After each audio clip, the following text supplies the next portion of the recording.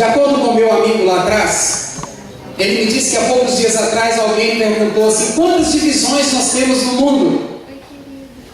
Interessante que eu quero mostrar aqui alguns slides. Se puder apagar essa luz aqui, eu acho que vai ficar melhor.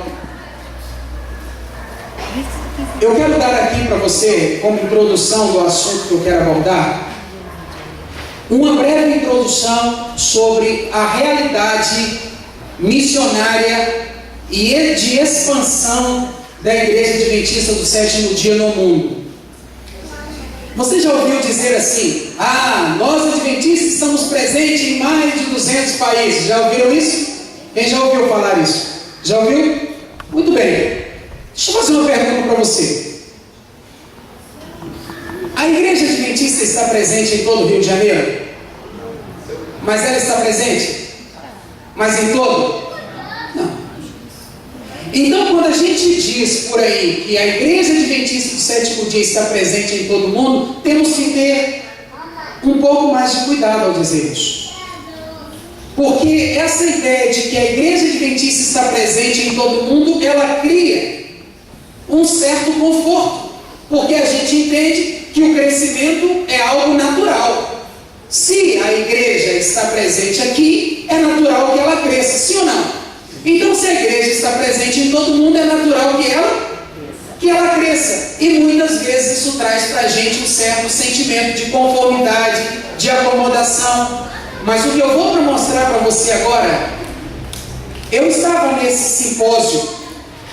Esse simpósio aconteceu esse ano no IAM, e nós recebemos a pessoa do Dr. Bruce Bauer. O Dr. Bruce Bauer é hoje o diretor mundial das missões adventistas para o mundo. E nesse simpósio, ele abriu o simpósio apresentando para a gente, porque era um simpósio de missiologia, apresentando para a gente um relatório missionário da igreja. E eu confesso para você, eu estava ao lado da minha família, e quando nós vimos isso aqui, reacendeu no meu coração o desejo de pregar mais o Evangelho. Hoje nós, adventistas, nós contamos com 1, 2, 3, 4, 5, 6, 7, 8, 9, 10, 11, 12, 13, 14 divisões em todo o nosso mundo. No entanto, existem hoje no mundo 54 países menos evangelizados nas divisões da Igreja Adventista do Sétimo Dia. O que isso significa para nós que estamos aguardando a vinda de quem? De Jesus Cristo. Porque nós dizemos assim: vamos pregar o Evangelho para que Jesus volte logo. Vamos pregar o Evangelho porque breve Jesus voltará. É claro, irmãos, que nós não podemos nunca ignorar o poder do Espírito Santo. Nunca. Porque a Bíblia diz que é o Espírito Santo quem vai concluir essa obra. Mas Ele usa instrumentos. E Ele usa o seu povo. Ele usa a sua igreja. E a igreja precisa compreender que ela precisa se colocar à disposição do Espírito Santo. Hoje pela manhã eu mostrei para vocês aqui. Muitas vezes nós temos que ir para a África. Temos sim. Temos que enviar missionários. Mas nós temos Minas Gerais com 150 municípios que não tem ninguém. Então o trabalho é grandioso. E nós precisamos reagir. E eu quero mostrar isso aqui para incomodar você, porque a mim me incomodou. Nós temos hoje a divisão sul-africana. Na divisão sul-africana, nós temos algumas coisas que mexeu muito comigo. Quantos pastores a gente tem lá? Nenhum. Quantos membros? No Afeganistão não temos nenhum pastor e temos quantos membros? 5 membros. Praticamente, expressão, praticamente zero. Na Argélia, quantos pastores? Quantos membros? 0,29%. Irã, Líbia, Marrocos, Tunísia, Turquia. Você já parou para pensar sobre isso? Estamos presentes? Hipoteticamente, sim. mas não em crescimento. Divisão transeuropeia. Bahrein, quantos pastores? Quantos membros? Qual a população? 1.336.000. Chipre, Egito, 739 adventistas. E eu estava na sala de aula do mestrado há poucos dias atrás, e nós tivemos uma entrevista com um pastor chamado Gilvan. Gilvan hoje ele é missionário do Egito. Na verdade, Gilvan não deveria estar no Egito. Ele deveria ir para o Sudão. No entanto, alguma coisa aconteceu que impediu o Gilvan de ir para o Sudão. E ele então teve que ficar no Egito e ficou na cidade do Cairo. O Egito hoje tem aproximadamente 88 milhões de habitantes. E ele está no Cairo, e ele contou um pouquinho da experiência de missionário no Cairo. Lá é mais ou menos assim. Existem os muçulmanos e existem os cóptas. Quem são os cóptas? Os muçulmanos seguem o Islã e os cóptas são cristãos católicos ortodoxos. Os adventistas que tem lá, a maioria destes, ou por que não dizer, 99,9% são cóptas. Quase, ou por que não dizer, não tem muçulmano adventista convertido lá. Porque lá funciona assim. As igrejas adventistas, próximo de cada uma tem uma guarita com o soldado muçulmano. E ele fica ali para perceber qual muçulmano vai entrar. Assim é o Evangelho lá. E esse Gilvan está lá para desenvolver um programa missionário. E a única forma que é possível pregar o Evangelho é pregar de alguma maneira que não dê a entender que você quer proselitismo. Isso é, que você quer convertê-lo. Então a igreja tem entrado no Cairo, no Egito, em vários lugares, da seguinte maneira: através de atividades que possam trazer benefícios para o muçulmano, e através desses benefícios criar-se um relacionamento, ao ponto desse missionário começar a frequentar a casa desse muçulmano, e através de um relacionamento de confiança, porque a lei do país diz que o muçulmano só pode ter informações religiosas de outra denominação que não seja o Islã, se ele pedir, você não pode oferecer. Então, através da amizade, o pastor Gilvan espera entrar no coração de alguns muçulmanos. E sabe qual a estratégia que ele está usando? Tiveram que montar uma academia para falar de saúde no Cairo, para através dessa academia, trazendo benefícios de forma gratuita e pública para a cidade, eles consigam fazer amizade com os frequentadores desse lugar, para que fale de saúde, através da saúde colocar a palavra de Deus. Já imaginou o desafio? Porque qualquer deslize, aonde? Da fala, você vai para algum lugar ganhar e que ninguém mais vai te achar.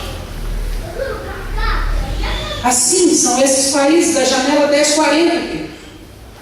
Da janela 1040. Iraque, quantos pastores temos lá? E 168 adventistas. No universo de quantos mil? 32 milhões de pessoas. Jordão, um pastor. Olha isso. Kuwait, Líbano, Omã, Paquistão, Catar, Arábia Saudita, Sudão, Síria, Emirados Árabes, Iêmen. Todos esses países são países que estão situados, queridos, bem no meio ali do Oriente Médio. Os países menos evangelizados do mundo. A igreja está de olho ali, mas as dificuldades são grandiosas. Por quê? Porque além da resistência de se entrar nesses países para evangelizar, há também as dificuldades financeiras, porque é muito caro manter um missionário ali. Porque praticamente um missionário passa e 2, 3 anos depois que ele consegue desenvolver alguma coisa. Não é um processo fácil. Divisão sul-asiática do Pacífico. Bangladesh, aí a gente começa a ver uma mudançazinha. Camboja, Indonésia, mas olha o tanto de gente. Olha a proporção. 16% apenas de toda a população. Laos, Myanmar, Sri Lanka, Tailândia, Vietnã. Divisão africana centro-ocidental. Aqui temos uma realidade já um pouquinho melhor, mas olha a população. Praticamente insignificante. Temos lá na Nigéria um pastor, 210 membros, 0,40%, com quantos milhões de habitantes? É muito grande, irmãos. É um desafio. A pergunta é: estamos presentes de verdade?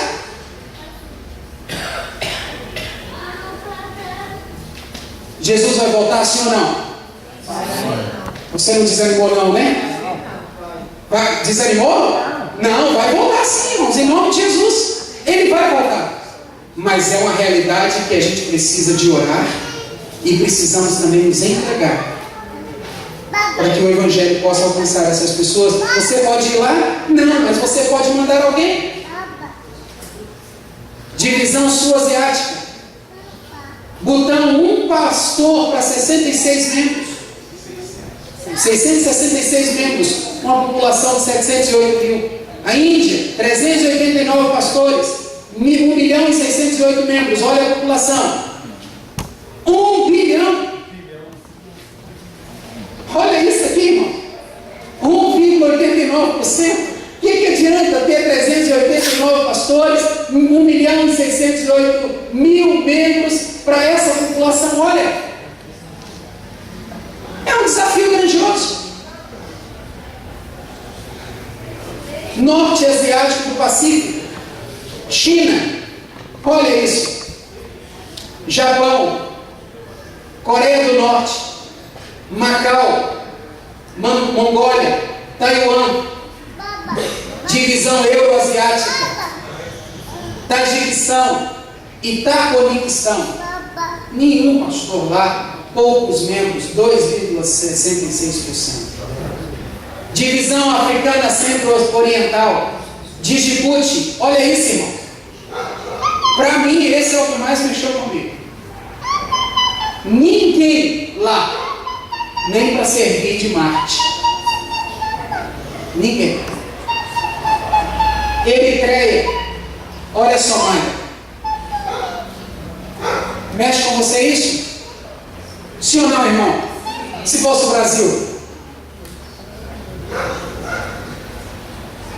Os países menos evangelizados do mundo islâmico estão todos aqui.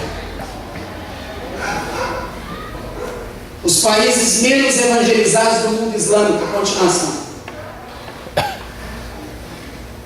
São muitos. São 52. Países menos evangelizados do mundo hindu.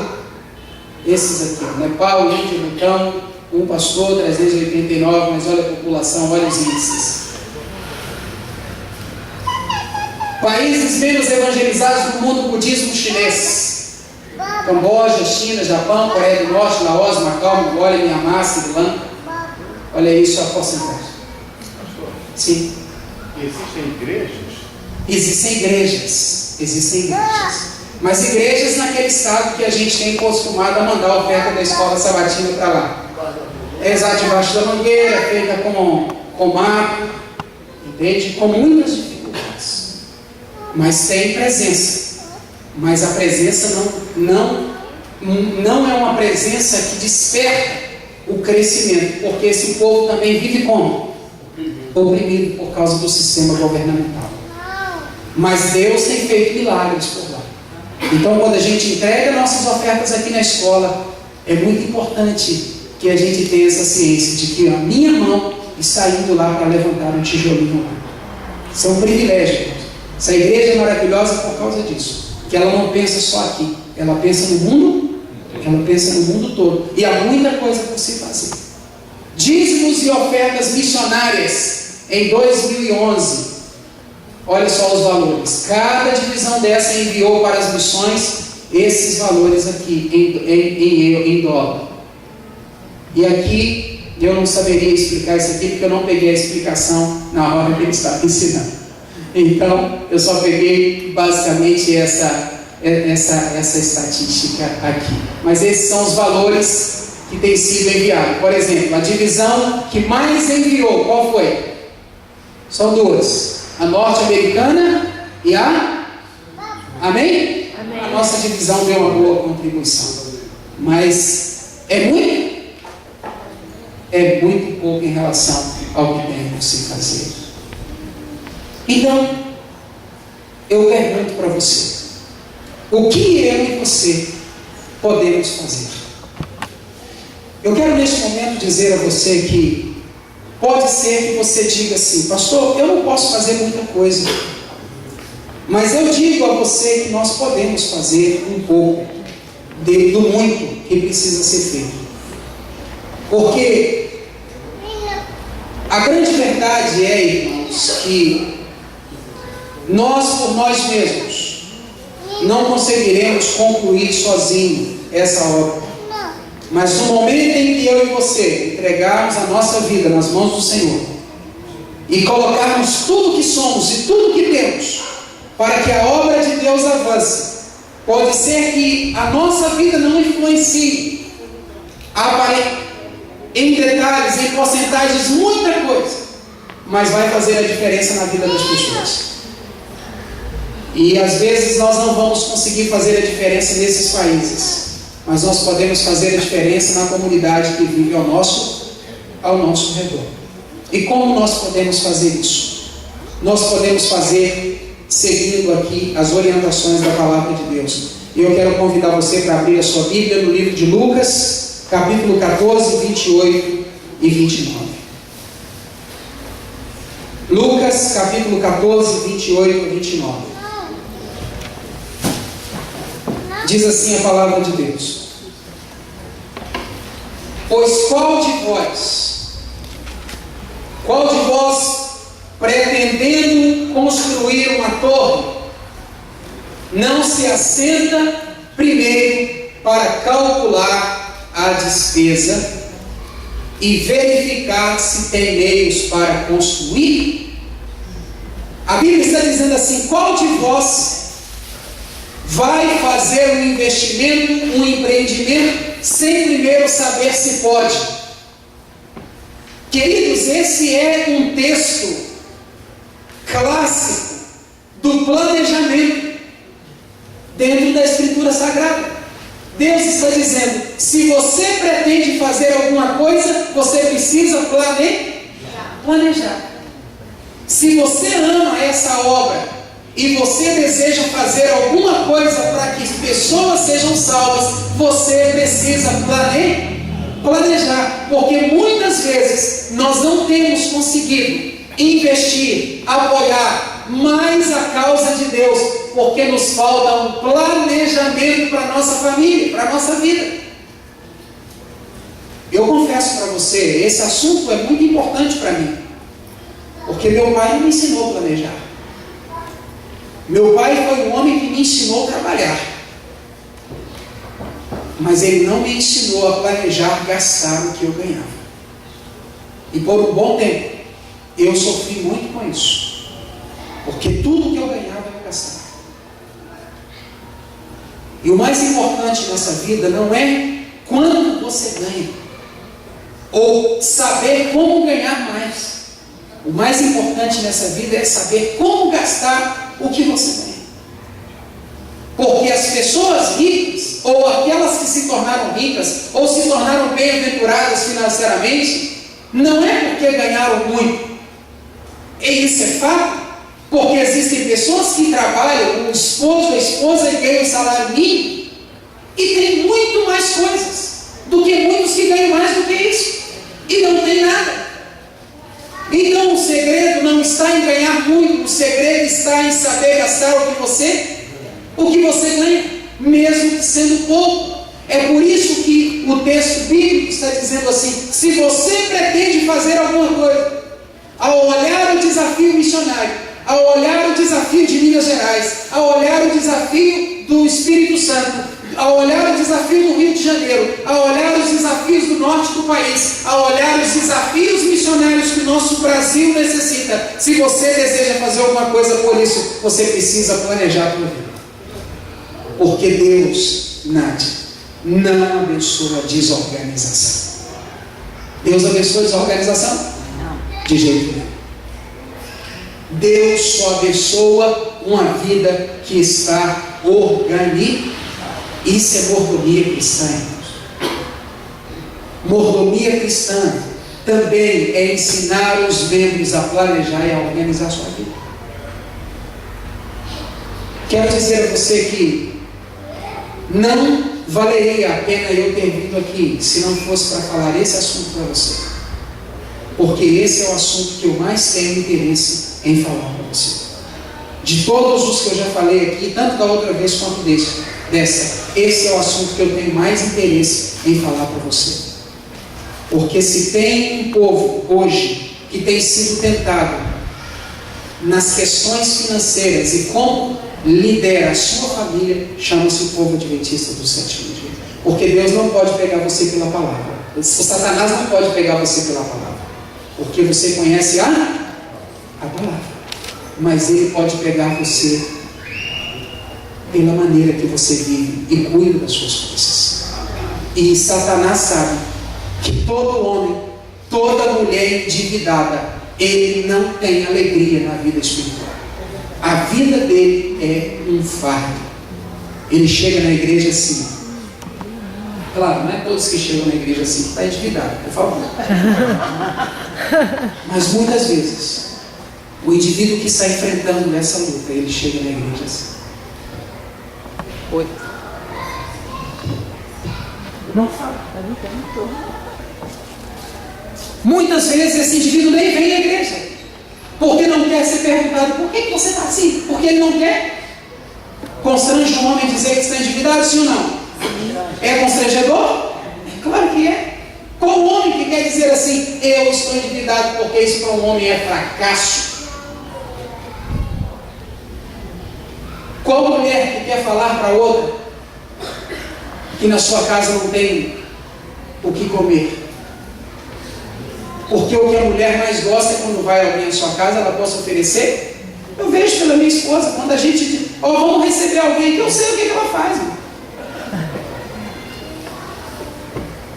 Não há nada mais duro para uma esposa dizer assim: olha, dá para você vir outro dia? E muitas vezes existem esposas que estão mentindo para não contar a verdade. Para que isso? Se o nosso Deus é dono do ouro e da prata, para que isso se nós temos a promessa de Jacó? Para que isso se nós temos a promessa bíblica de que nós seremos um povo bem-aventurado? E Deus quer fazermos bem-aventurado. O grande problema é que nós temos andado no caminho dos ímpios, temos nos assentado no caminho dos ímpios e temos vivido como os ímpios. E não temos buscado a sabedoria de como viver como povo de Deus. E o povo de Deus é um povo que priva e que preza pela vida organizada. E o texto bíblico disse para nós: qual é o homem que, pretendendo construir uma torre, não se assenta primeiro para calcular a despesa e verificar se tem os meios para construir? Por que ele faz isso? Para não suceder que, tendo lançado os alicerces e não podendo acabar, todos os que virem façam o que dele? Dizendo, zombem dele, dizendo: este homem começou a construir e não pôde acabar. Não tem nada mais vergonhoso do que isso. Olha para mim que eu quero te fazer uma pergunta. Quantas vezes você fez voto a Deus de que iria ser fiel nas ofertas e nos dízimos? Quantas vezes você chegou diante de Deus assim: Senhor, esse ano eu vou colocar tudo em dias? Existem pessoas que têm feito isso todo ano e não conseguem concluir o ano fazendo o que prometeu fazer. Por quê? Porque quando chega no meio do caminho, a vida vira uma bola de neve. E tudo aquilo que Deus vai dando a ele é para suprir as dívidas. As dívidas. É para suprir o seu próprio estômago. É para suprir o seu próprio o seu próprio estilo de vida. O que é planejamento financeiro? O que é orçamento financeiro? Eu não sou expert em planejamento financeiro, não estudei, não me formei em administração. Tem algum administrador aqui? Temos algum administrador? Trabalha com administração? Olha aí. Então eu vou me cuidar. Me ajuda aí, tá bom? Mas eu vou falar daquilo que eu posso, sem sombra de dúvida, falar com segurança. Mas o orçamento familiar, irmãos, para que a gente possa ter condições de controlar as nossas finanças, a fim de que a gente se torne uma bênção, a fim de que a gente possa ajudar o Evangelho. Porque existem famílias que poderiam morar numa casa própria, sim ou não? Sim. Mas estão pagando aluguel. Existem famílias que os seus filhos poderiam estudar numa boa, mas estão tendo que enfrentar as lutas da escola pública. Existem esposas que poderiam estar fazendo a sua faculdade, mas não têm podido em função da falta de recursos. Existem famílias que já poderiam ter condições de um meio de transporte, mesmo que seja simples, mas não tem tido. E muitas vezes as razões disso é porque o que entra eles não têm sabido utilizar nas coisas mais importantes, nas prioridades. Porque o que mais aparece diante de nós, irmãos, chama-se supérfluo. Supérfluo. E com essa história de sermos uma sociedade capitalista e consumista, aí que a gente é engolido. Porque passamos em frente a uma loja, vimos o sapato de hoje. Mulheres, não me levem a mal, mas existem mulheres que têm caixas e mais caixas de sapato guardado e dizem e olha para a outra assim: você sabia que eu não tenho sapato? Há homens que não pode ver um adesivo, um acessório do carro que quer comprar e colocar. Hã? Sabe, eu só apenas citei um exemplo, mas o consumismo hoje tem consumido o povo de Deus, porque tem nos feito gastar com aquilo que não é necessário, não é bom. Então, como fazer isso? Como controlar essas coisas? Como fugir do consumismo? Como não ser engolido por ele? O que é planejamento familiar ou orçamento familiar? Muitas pessoas entendem por orçamento familiar como sendo apenas uma ação de anotação. Só anotar. Alguns acham que orçamento é só visualizar com o que gastou. Ah, gastei R$200 numa calça.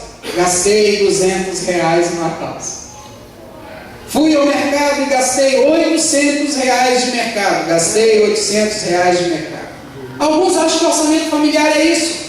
É só anotar com o que gastou, mas não é, tem mais coisas aí. Anotar é importante, sim ou não? Sim. É importante. E para que o orçamento familiar funcione, você tem que anotar até a bala que você comprar. Você tem que anotar tudo. Foi na padaria, gastou R$2, anota. Depois você vai entender por quê. Foi no mercado, gastou R$50, anota. Gastei R$50, comprei isso, comprei isso, comprei isso, comprei isso. E coloca o valor de cada um. Você precisa fazer isso. Saiu no final de semana, foi com a família para o lazer. Lazer com a família, dia tal, gastei isso e isso. Anotar é importante, mas isso não é orçamento. O orçamento envolve planejar, eleger as prioridades e controlar o fluxo de caixa. Controlar, você tem que planejar, você tem que definir quais são as prioridades com as quais você vai gastar o que ganha E você tem que controlar as entradas e as saídas para ver para onde está indo o seu recurso. Se você não consegue definir para onde está indo o seu recurso, vai se cumprir a profecia do profeta: será como um saco? Será como um saco furado. O orçamento tem uma finalidade, irmãos.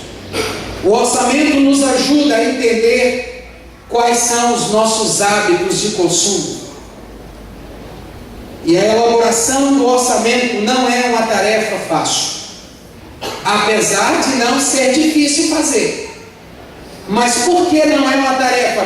Fazer, escrevê-lo, e já eu vou mostrar alguma coisa aqui. Fazer isso aqui é a coisa mais fácil. O difícil do orçamento é o corte. Essa é a parte mais difícil. Se eu pegar aqui agora algum tipo de instrumento cortante, você que não pode ver sangue, vai doer? Corte dói, sim ou não? Corte dói. E pelo fato do corte doer, é que muitas pessoas desistem de fazer o quê? O orçamento. Porque o orçamento vai mostrar, de acordo com o que você ganha, aonde você precisa, para você não se endividar. Só que muitos que não querem sentir a dor do corte, preferem não olhar para a sua realidade financeira. E aí a vida vai cada dia se afundando e caímos na dívida. E o que é a dívida? O que é a dívida? Ellen White diz que a dívida é como uma lepra que vai consumindo diariamente a sua vitalidade espiritual. Esse texto diz para a gente uma coisa, diz assim: muitíssimos não se educaram de modo a poderem conservar seus gastos dentro do limite de suas entradas, não aprendem a se adaptar às circunstâncias, e vez após vez tomam emprestado, ficando sobrecarregados de dívidas e consequentemente desanimados. A dívida desanima o cristão. O diabo, sabendo disso, toma consumismo, pega o consumismo, amarra o consumismo e não deixa ele se levantar, não deixa ele aprender, sempre o amarre, sempre o prenda. Irmãos, aprender a lidar com o dinheiro que vem para nossa mão é uma questão espiritual. Temos que entender isso. É uma questão espiritual. Quem tem muito não é porque ganha muito, é porque sabe administrar o que ganha. Fazer com Deus um concerto com sua bênção. Hoje, irmãos, se você tiver pagar todas as suas dívidas e a ninguém dever coisa alguma, ainda que tenhais que viver de pão e água. É a orientação da serva do Senhor. Porém, a ideia do orçamento está baseada no fato de que através de você estabelecer planos, metas e conversar sobre as finanças francamente com a sua família, isso vai levá-los ao crescimento. E na construção de um orçamento é necessário você levar em conta uma coisa, e depois eu vou dizer sobre outras. Primeiro, você precisa levar em conta que o orçamento não é seu. Como o irmão chama mesmo? Irmão Heber. Posso usar por exemplo, irmão? É importante, irmão Heber, ao fazer o orçamento, você considerar que o orçamento não é seu, é de toda a sua família. O orçamento é familiar. Então, não importa a idade da criança, ele precisa se assentar na mesa para participar, porque ele precisa entender que se ele acha que vocês têm muito, porque está comprovado que tem muito. Mas pode ser que o filho ache que o pai e a mãe têm um nível de vida para oferecê-lo, mas que financeiramente é impossível. E ele precisa entender isso. Ele precisa entender que para alcançar o nível de vida que ele necessita, que ele gostaria, ele precisa de ajudar a família a se organizar financeiramente. Então, todos os filhos precisam participar na construção do orçamento. Devem dar as suas opiniões e devem ser ouvidos ao darem as opiniões. E por incrível que pareça, dê R$30 seu filho e diga assim: filho, vai gastar. É natural, não é regra, mas é natural que a criança não gaste tudo de imediato. É natural. É natural a criança não gastar de imediato, porque ele não tem vício, ele não tem hábito. Pode ser que gaste, mas não é natural que ele gaste. E muitos são mais econômicos do que os pais. Porque eu conheço crianças que recebem a mesadinha do pai e da mãe, tira o seu dízimo e a sua oferta para aprender a adorar a Deus, gasta e ainda guarda no cofrinho o restinho. E eu já vi pai indo atrás dos seus filhos para pedir emprestado. Tem alguém que faz isso aqui? Não fala não.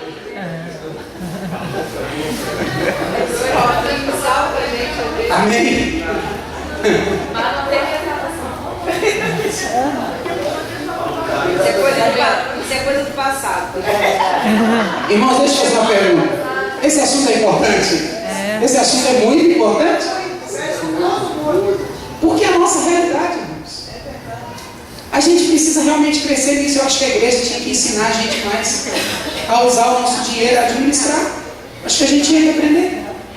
Então, segundo ponto, na construção de um orçamento, toda a família precisa se envolver, mas é necessário que você respeite alguns critérios. Primeiro, você precisa respeitar o critério das entradas. Todas as entradas você tem que colocar no papel. Se o teu filho trabalha, se a tua filha trabalha, se a tua esposa trabalha, se eles, e vou dizer uma coisa, se você tem filhos que trabalham e eles estão dentro da tua casa, come na sua mesa, você, pai e mãe, é obrigado a amá-los, a cuidar deles, mas eles também são obrigados a ajudar você nas despesas da sua casa.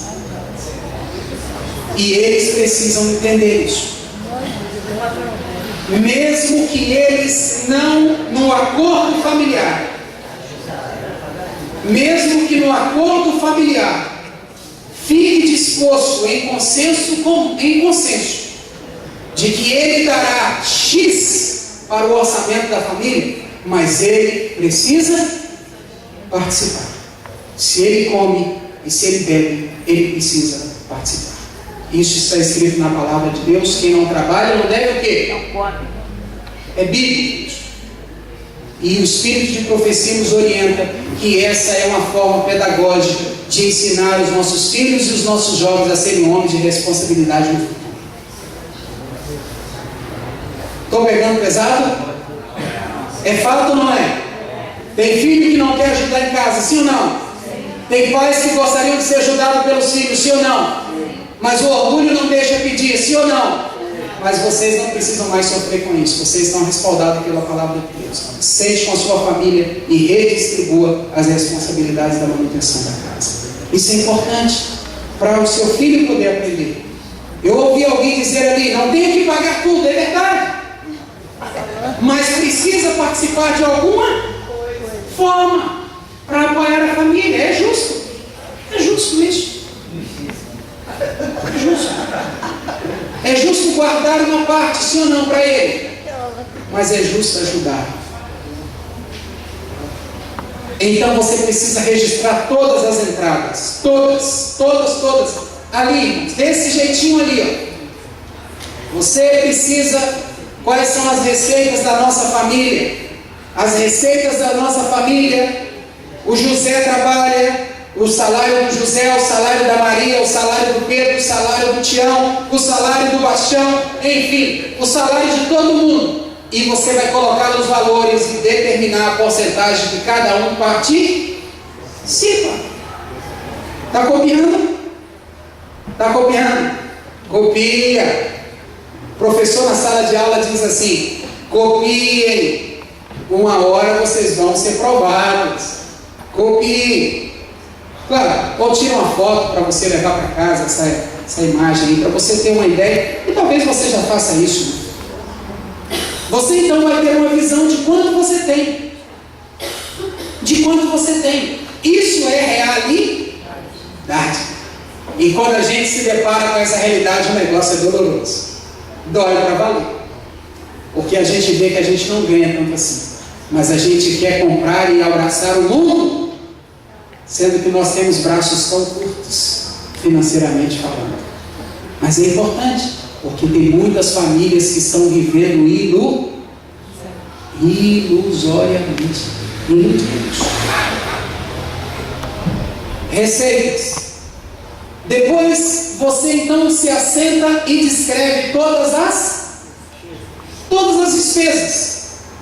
Todas elas, todas, despesas físicas e despesas a curto prazo.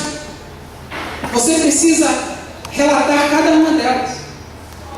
Pode ser que ao fim, quando você registrar cada uma delas, você descubra que antes de receber o salário, você já está devendo. E agora? O que fazer? Agora vem a parte mais importante.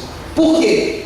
Porque o fato de você descobrir que está devendo não é um problema, porque agora você tem o diagnóstico, você sabe quem é você, quem é a sua família, e os seus filhos sabem também quem é a sua família e o que ela tem. Mas agora você vem a segunda parte, que eu perdi o arquivo e eu tive que improvisar um. E agora vem a parte mais interessante. Você precisa, junto com a sua família, tomar agora as decisões. E essa é a parte mais difícil. Talvez vai ter que desligar a Skype. Talvez por um tempo vai ter que cortar a internet. Talvez por um tempo vão ter que andar de busão. Talvez por um tempo vai precisar voltar para a escola pública. Talvez por um tempo vai ter que reaproveitar mais os alimentos que sobram. Talvez por um tempo vai ser necessário colocar uma etiqueta assim: acendeu, apaga. Talvez por um tempo vai ser necessário reduzir o tempo de banho no chuveiro. Talvez por um tempo você vai precisar sair para passear com a sua família apenas uma vez no mês. Ou talvez até 2 meses.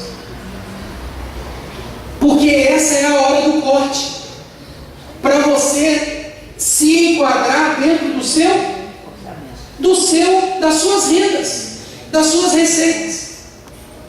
E no momento em que você senta com a sua família e começa a ver isso aqui, e você começa então a reduzir despesas, as receitas começam a cobrir as despesas. E então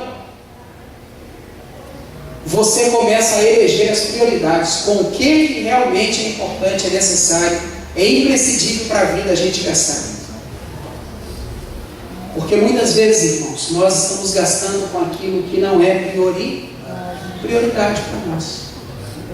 Agora, existe uma coisa no orçamento que é muito importante e você não pode esquecer: corte o que custar, o que tiver que cortar, mas não comece por aqui. Não faça isso, porque eu estou dizendo de uma coisa que eu já vivi e eu sei o que eu estou falando. Se você corta isso aqui, você está dizendo: eu estou assumindo o controle da minha vida. Eu não quero que Deus interfira. No momento em que você coloca isso aqui como prioridade, você está dizendo: Senhor, isso é prioridade para mim, porque é prioridade para o Senhor. Então me ajude a administrar isso aqui. E é interessante os milagres que Deus faz. É interessante os milagres que Deus faz. Então, queridos, uma vez feito isso, é prioridade. Alimentação é prioridade? Luz e gás? E outras mais, de acordo com a sua realidade. Dentro dessas prioridades, é necessário agora você orçar. Porque registrar o que ganha não é o que gasta não é orçamento. Orçamento é você definir quanto você quer gastar com aquela despesa. Então, vamos supor que esse indivíduo aqui gastava R$500 por mês com comida, com o mercado, mas dentro da receita dele ele diz assim: não dá mais. Nós só temos condições de gastar quanto? Então nós vamos orçar R$420 com a alimentação de mercado. Você conversou com a sua esposa, conversou com a sua filha, com o seu filho, à mesa, na hora do orçamento, e todos disseram: então está votado, vamos orçar 420. No momento que você faz isso com a família, nunca a sua filha vai dizer assim: pai, por que não tem pote? Nunca a sua filha vai dizer: pai, por que hoje a gente não pode pegar pão na padaria? Nunca a sua esposa vai dizer assim: amor, eu preciso de um sapato agora. Por quê? Porque ela sabe das condições de gasto que a família tem. Agora, nós precisamos fazer uma coisa aqui. Se nós definirmos apenas as prioridades e dividirmos toda a nossa receita no orçamento do que nós podemos gastar, é importante que nessa distribuição do orçamento você separe o quê? Uma reserva. Uma reserva. Para que essa reserva? Para os imprevistos. Para os imprevistos. É muito importante que na distribuição da sua renda você separe um valor para imprevistos. E é necessário que ali você defina com a sua família quando é que esse valor pode ser mexido. Queridos, vocês podem achar assim: esse pastor está dizendo uma utopia. Não estou, não. Estou dizendo a realidade. Estou dizendo para você que é isso que os grandes empreendedores, investidores, os grandes homens, os homens mais milionários deste mundo fazem. Eles não gastam com aquilo que não é prioridade, eles só investem no que lhes dará retorno. E isso aqui dá lucro para nós. Porque o dia que o seu salário aumentar, você já aprendeu que não precisa aumentar as despesas. Porque você já aprendeu a viver com aquilo que realmente é o que vocês precisam para sobreviver. Então, querido irmão, eu pergunto para você, ao olhar para essa situação, qual é a sua dúvida? Se você tivesse que me fazer uma pergunta, qual pergunta você faria agora? Que pergunta você me faria ao olhar para essa estrutura? Já cortou tudo que podia cortar, não tem mais o que cortar. Ok. Cortou tudo o que podia cortar? E não tem mais o que cortar. Será que não? Ele é forte. Essa é a pergunta.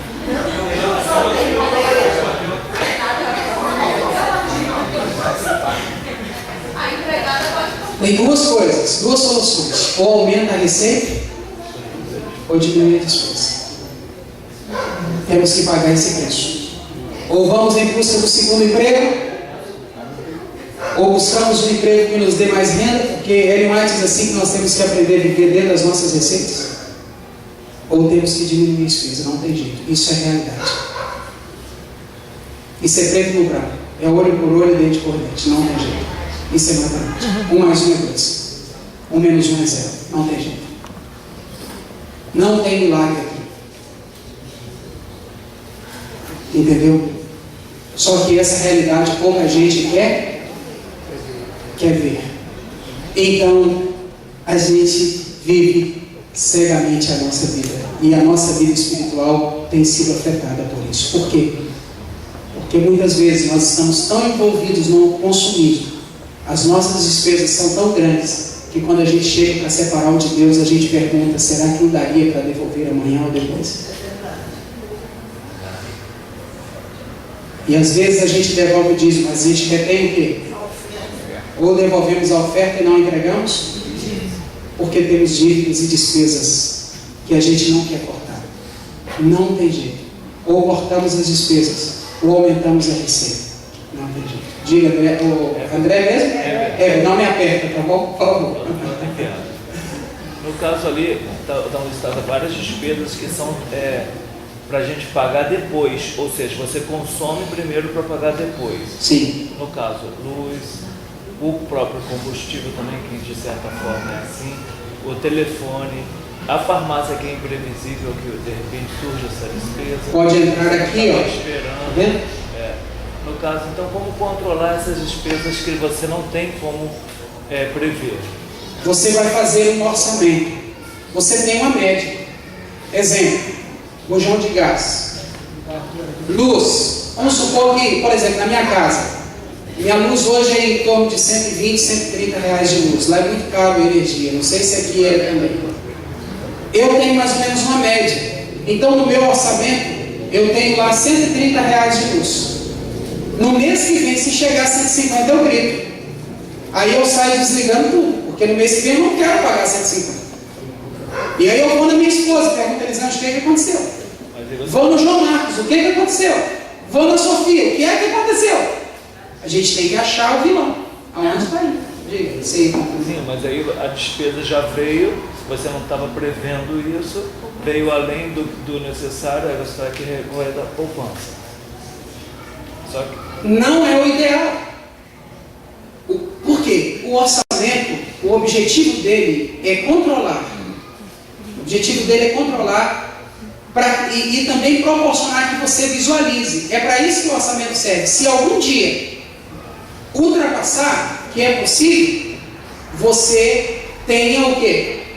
A visualização e possa então trabalhar junto da sua família como fazer para manter isso dentro daquilo que vocês preveram, porque senão você sempre vai estar entrando naquela reserva que você planejou, e vai chegar ao final de 12 meses, ou tantos meses, ou 6 meses, como vocês decidirem, e aquela reserva que você pretendia para comprar um liquidificador, para comprar uma televisão qual é a mais moderna? A Smart TV, né? Aquela reserva que você fazia planos de ter para esse projeto, você não terá, porque se descuidou do orçamento.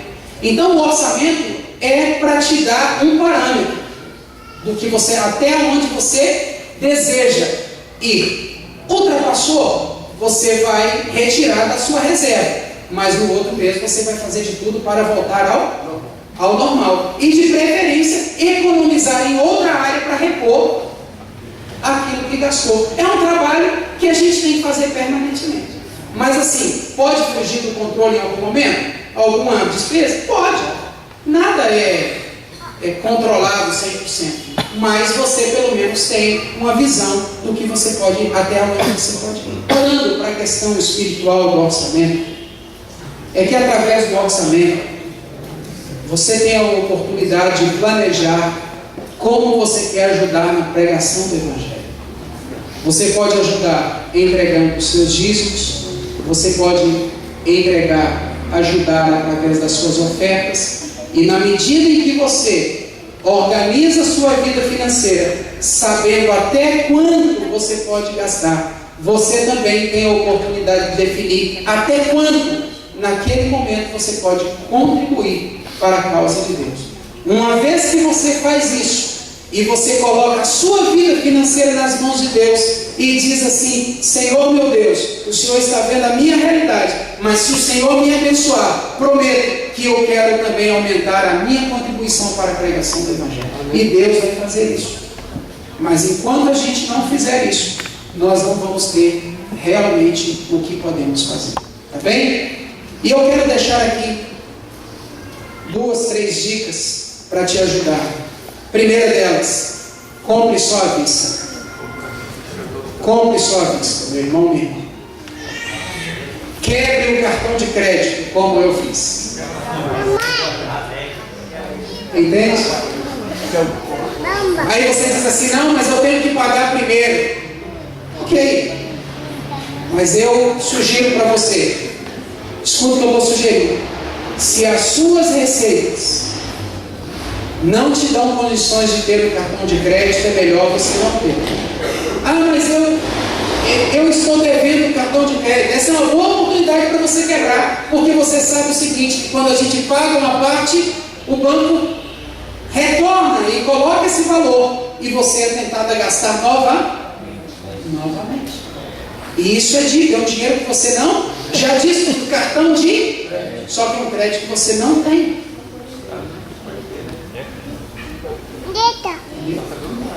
Sim.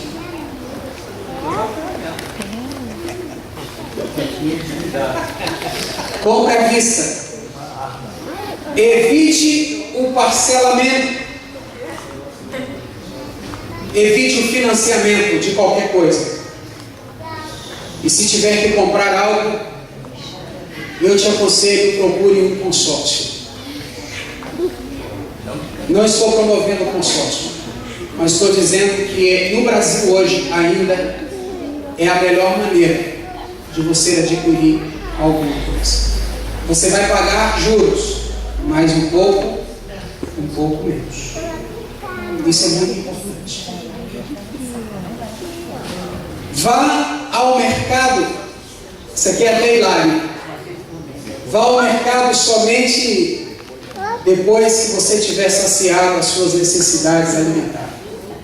Porque na maioria das vezes a gente compra o que a gente não precisa comprar.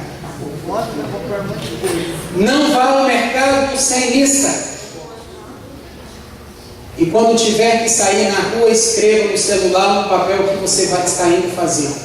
Porque o consumismo, a finalidade dele é desviar você para onde você não planejou ir, e te levar a comprar o que você não planejou a comprar. Por que o shopping é uma loja ao lado do outro? E uma ao lado da outra com muitas luzes? Para chamar a sua atenção e desviar você do passeio com a sua família e levá-lo para cá. E aqui está uma coisa importante. Converse sobre suas dívidas com a sua família, porque somente a sua família pode te ajudar.